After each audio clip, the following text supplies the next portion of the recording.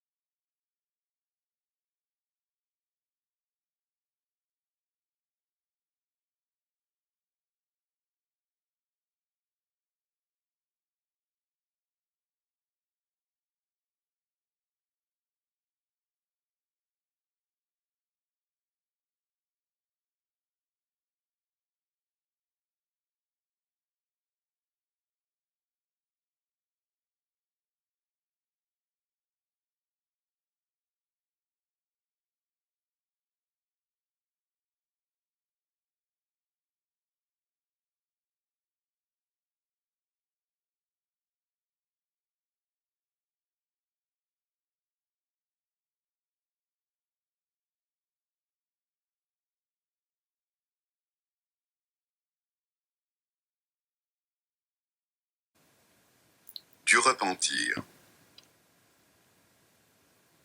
Les autres forment l'homme, je le récite, et j'en représente un particulier, bien mal formé, et que si j'avais à façonner de nouveau, je ferais vraiment bien autre qu'il n'est. Désormais, c'est fait. Or, les traits de ma peinture ne fourvoient point, quoiqu'ils se changent et se diversifient. Le monde n'est qu'une branloire pérenne. Toute chose y branle sans cesse la terre, les rochers du Caucase, les pyramides d'Égypte, et du branle universel, et du leur propre. La constance même n'est autre chose qu'un branle plus languissant.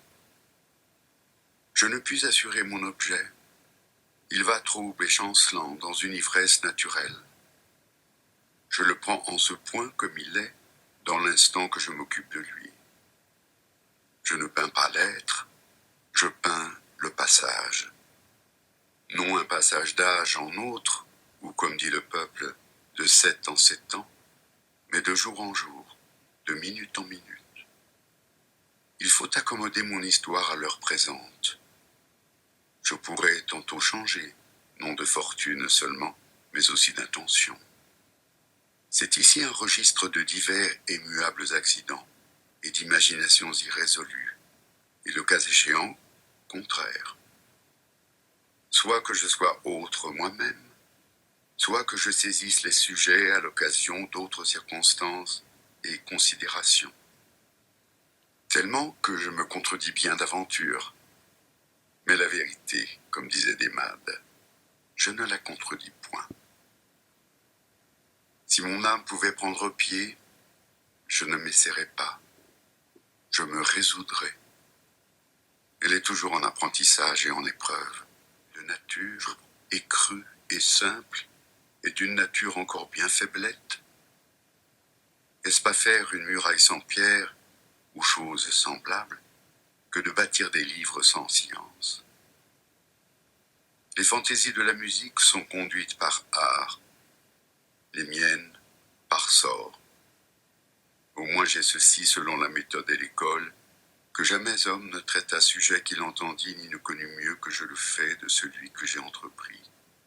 Et qu'en celui-là, je suis le plus savant homme qui vive. Secondement, que jamais aucun ne pénétra en sa matière plus avant. Il en éplucha plus distinctement les membres et les suites, et n'arriva plus exactement et plus pleinement à la fin qu'il s'était proposé pour sa besogne.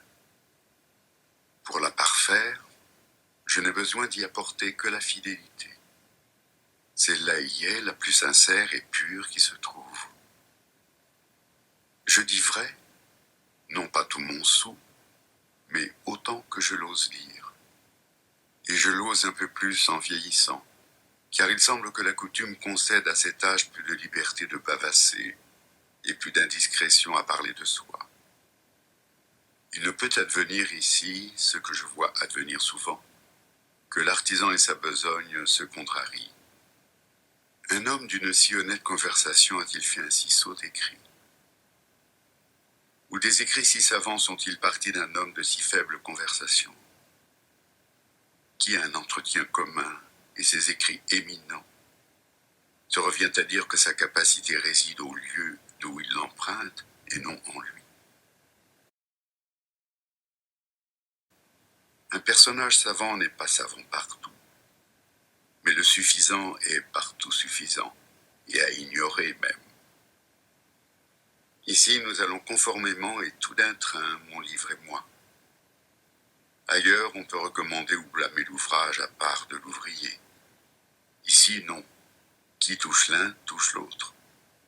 Celui qui en jugera sans le connaître se fera plus de tort qu'à moi. Celui qui l'aura connu m'aura totalement satisfait. Heureux plus que je ne le mérite si j'ai seulement cette part à l'approbation publique, d'avoir pu faire sentir aux gens d'entendement que j'étais capable de faire mon profit de la science si j'en eusse eu, et que je méritais que la mémoire me secourût mieux. Excusons ici ce que je dis souvent, que je me repens rarement, et que ma conscience se contente de soi. Non comme de la conscience d'un ange ou d'un cheval, mais comme de la conscience d'un homme. Ajoutant toujours ce refrain non de cérémonie, mais de naïve et essentielle soumission. que je parle en homme qui s'enquiert et ignore, en rapportant pour la conclusion, purement et simplement, aux croyances communes et légitimes. Je n'enseigne point, je raconte. Il n'est point de vice véritablement vice qui n'offense, et qu'un jugement intègre n'accuse, car il a de la laideur, et une incommodité si apparente que d'aventure ceux-là ont raison qui disent qu'il est principalement produit par bêtise et ignorance, au point qu'il est malaisé d'imaginer qu'on le puisse connaître sans le haïr. La malice boit la plupart de son propre venin et s'en empoisonne. Le vice laisse comme un ulcère dans la chair, une repentance dans l'âme, qui toujours s'égratigne et s'ensanglante elle-même. Car la raison efface les autres tristesses et douleurs, mais elle engendre celle de la repentance, qui est plus pesante, d'autant qu'elle naît au-dedans, comme le froid et le chaud des fièvres est plus poignant que celui qui vient du dehors. Je tiens pour vice, mais chacun selon sa mesure, non seulement ceux que la raison et la nature condamnent, mais ceux aussi que l'opinion des hommes, même fausse et erronée, a établis comme tels, si les lois et l'usage l'autorisent. Pareillement, il n'est point de bonté qui ne réjouisse une nature bien née. Il y a certes je ne sais quelle satisfaction de bien faire qui nous réjouit en nous-mêmes, et une fierté généreuse qui accompagne la bonne conscience. Une âme vicieuse à cœur se peut d'aventure bardée de sécurité, mais de ce contentement et satisfaction, elle ne s'en peut fournir. Ce n'est pas un léger plaisir de se sentir préservé de la contagion d'un siècle si corrompu et de se dire en soi-même, qui me verrait jusque dans l'âme, encore ne me trouverait-il coupable, ni de l'affliction et de la ruine de quiconque, ni de vengeance ou d'envie, ni d'offense publique aux lois, ni de désir révolutionnaire et de trouble, ni de faute à ma parole. Et, quoique la licence du temps permit et appris à chacun, je n'ai pourtant mis la main ni sur les biens ni sur la bourse d'hommes de France, et n'ai vécu que sur la mienne, non plus en guerre qu'en paix, ni ne me suis servi du travail de personne sans payer de salaire. Ces témoignages de la conscience se plaisent, et ceci nous est un grand bénéfice que cette éjouissance naturelle est le seul paiement qui jamais ne nous manque. C'est une vie d'exception que celle qui se maintient en ordre jusqu'en son privé. Chacun peut bien prendre rôle parmi les battleurs et représenter un honnête personnage sur le théâtre, mais au-dedans et dans sa poitrine, là où tout nous est loisible, où tout est caché. D'y être réglé, c'est là le point. Le degré voisin, c'est de l'être en sa maison, en ses actions ordinaires, dont nous n'avons à rendre raison à personne, où il n'y a point d'étude, point d'artifice. C'est pourquoi Bias, pour peindre un excellent état de famille, parle d'une maison dont le maître soit tel au-dedans par lui-même, comme il est au-dehors par la crainte de la loi et du dire des hommes. Et ce fut une digne parole de Julius Drusus aux ouvriers qui lui offraient pour 3000 écus de mettre sa maison en tel point que ses voisins n'auraient plus sur elle la vue qu'ils y avaient. Je vous en donnerai, dit-il, 6000, et faites que chacun y voie de toutes parts. On remarque avec honneur l'usage d'Agésilas de prendre en voyageant son logis dans les temples, afin que le peuple et les dieux mêmes vissent dans ses actions privées. Tel a été miraculeux aux yeux du monde, auquel sa femme et son valet n'ont rien vu seulement de remarquable. Peu d'hommes ont été admirés par leurs domestiques. Nul n'a été prophète, non seulement en sa maison, mais en son pays, dit l'expérience des histoires. De même pour les choses de rien, même en ce modeste exemple que je propose, on voit l'image des grands. Sous mon climat de Gascogne, on tient pour drôlerie de me voir imprimer. Autant la connaissance qu'on prend de moi s'éloigne de mon gîte, autant mieux j'en vaux. J'achète les imprimeurs en Guyenne, ailleurs, ils m'achètent. Sur cette particularité se fondent ceux qui se cachent vivants et présents pour se mettre en crédit une fois trépassés et absents. J'aime mieux en avoir moins, et je ne me jette au monde que pour la part que j'en tire aujourd'hui. Après ma mort, je le dispense de m'accorder du crédit. De même que les âmes vicieuses sont incitées souvent à bien faire par quelque impulsion. Ceux qui de mon temps ont essayé de redresser les mœurs du monde par des opinions nouvelles réforment les vices de l'apparence. Ceux de l'essence, ils les laissent là, s'ils ne les augmentent. Et l'augmentation y est à craindre. On se dispense volontiers de tout autre bien faire avec ces réformations externes, de moindre coût et de plus grand effet, et ainsi satisfait-on à bon marché les autres vices naturels, consubstantiels et intestins. Regardez un peu comment s'emporte notre expérience. Il n'est personne, s'il s'écoute, qui ne découvre en soi une forme sienne, une forme maîtresse qui lutte contre l'éducation et contre la tempête des passions qui lui sont contraires. De moi-même, je ne me sens guère agité par secousses. Je me trouve quasi toujours en ma place, comme font les corps lourds et pesants. Si je ne suis pas chez moi, j'en suis toujours bien près. Mes débauches ne m'emportent pas fort loin. Elles n'ont rien d'extrême et d'extraordinaire, et ainsi me ravisais-je de façon saine et vigoureuse. La vraie condamnation, et qui touche la commune façon de nos hommes, c'est que leur retraite même est pleine de corruption et d'ordure. Leur idée de s'amender, maquiller, leur pénitence, malade et coupable, autant à peu près que leur péché. D'aucuns, pour être collés au vice du fait d'une attache naturelle ou par longue accoutumance, n'en trouvent plus la laideur. À d'autres, duquel régiment je suis, le vice pèse, mais ils le contrebalancent avec le plaisir, ou quelque autre circonstance, et ils le souffrent et s'y prêtent sous certaines conditions. Vicieusement pourtant et lâchement. Aussi pourrait-on d'aventure imaginer des avis si éloignés de proportion et de mesure que, avec légitimité, le plaisir excuserait le péché, comme nous le disons de l'utilité. Non seulement dans les cas où il serait accidentel et extérieur au péché, comme pour un larcin, mais aussi quand il résiderait dans son exercice même, comme dans le commerce des femmes, où l'excitation est violente et, dit-on, parfois invincible. Au demeurant, je hais ce repentir accidentel que l'âge nous apporte. Celui qui chez les anciens disait être obligé aux années de ce qu'elles l'avaient défait de la volupté avait une autre opinion que la mienne. Je ne saurais jamais bon gré à l'impuissance de quelque bien qu'elle me fasse. Nos désirs sont rares dans la vieillesse. Une profonde satiété nous saisit après le coup. En cela, je ne vois rien qui vienne de la conscience. Le chagrin et la faiblesse nous impriment une vertu lâche et catareuse. Il ne faut pas nous laisser emporter si entiers par les altérations naturelles que nous en appatardissions notre jugement. La jeunesse et le plaisir ne m'ont pas autrefois empêché de reconnaître le visage du vice sous la volupté.